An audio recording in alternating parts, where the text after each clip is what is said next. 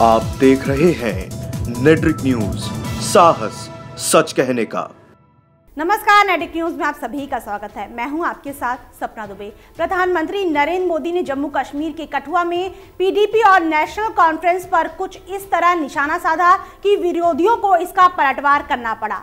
PM Modi ने कहा था कि इन दोनों परिवारों ने जम्मू कश्मीर को नोचा और निचोड़ा है, जिसके जवाब में उमर अब्दुल्ला और महबूबा मुफ्ती ने पलटवार किया है। मुफ्ती और अब्दुल्ला परिवार पर पीएम के हमले का जवाब देते हुए उमर अब्दुल्ला और महबूबा मुफ्ती ने एक ट्वीट किया। दोनों ने कुछ ऐसी तस्वीरें पोस्ट कर पीएम पर निशाना साधा जो पीएम के कठुआ वाले बयान के बिल्कुल उलट लगता है, क्योंकि दोनों ने मोदी पर पलटवार करने में कोई कमी नहीं की है। दरअसल उमर अब्दुल्ला ने महबूबा के पिता और पीडीपी के दिवंगत नेता मुफ्ती मोहम्मद सईद और पीएम मोदी के गले लगने की एक फोटो ट्वीट की है, जो काफी कुछ बयां करती है। इस तस्वीर में मोदी हंसते दिखाई दे रहे हैं। तस्वीर को लेकर उमर अब्दुल्ला ने लिखा है कि मोदी जी जो कहते हैं उस पर कितना विश्वास करते हैं। वो उन परिवारों में से एक के साथ गठबंधन करके कितना खुश दिख रहे हैं जो वो जम्मू कश्मीर की राजनीति से छुटकारा पाना चाहते हैं। इसके बाद पीडीपी अध्यक्ष महबूबा मुफ्ती ने भी एक तस्वीर साझा की, जिसमें उमर अब्दुल्ला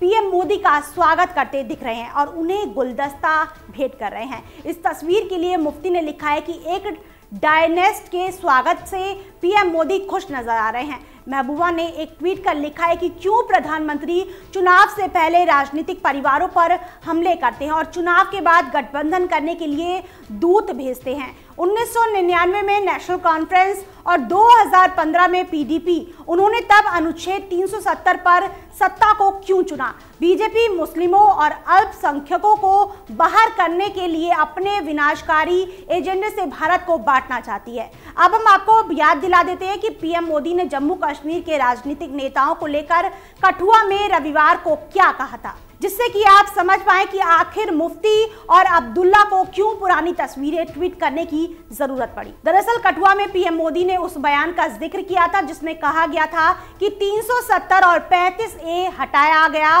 तो पुरानी व्यवस्था बहाल करने पर जोर होगा, जिसमें जम्मू कश्मीर के अलग वजीर आजम, सदर रियासत भी होते थे। इस बयान के जिक्र के बाद पीएम मोदी ने तीखे लहजे में कहा था कि जम्मू और कश्मीर को कोई अपनी वसीयत में लिखाकर नहीं लाया है, ये भारत का अभिन्न अंग है। बीते कुछ दिनों में आपने भी देखा होगा कि किस तरह से कांग्रेस, नेशनल कॉन्फ्रेंस और पीडीपी की महामिलावट पूरी तरह से एक्सपोज हुई है। बरसों से जो इनके मन में था, वो जो चाहते थे, चोरी छिपे जिसके लिए काम कर रहे थे, वो अब खुलेआम सामने आ गया है। इसके बाद उन्होंने मुफ्ती और अब्दुल्ला परिवार को घेरते हुए कहा था कि इन लोगों के परिवारों ने जम्मू और कश्मीर की 3 पीढ़ियां बर्बाद की हैं। जम्मू और कश्मीर का उज्जवल भविष्य सिर्फ इनके चले जाने के बाद ही संभव है। इन लोगों ने अपने पूरे घराने को ही मैदान में उतारा। वो मोदी को जितना चाहे अपशब्द कहें, लेकिन वो देश को विभाजित नहीं कर सकते। जम्मू कश्मीर का मुद्दा हर चुनाव में एक बेहद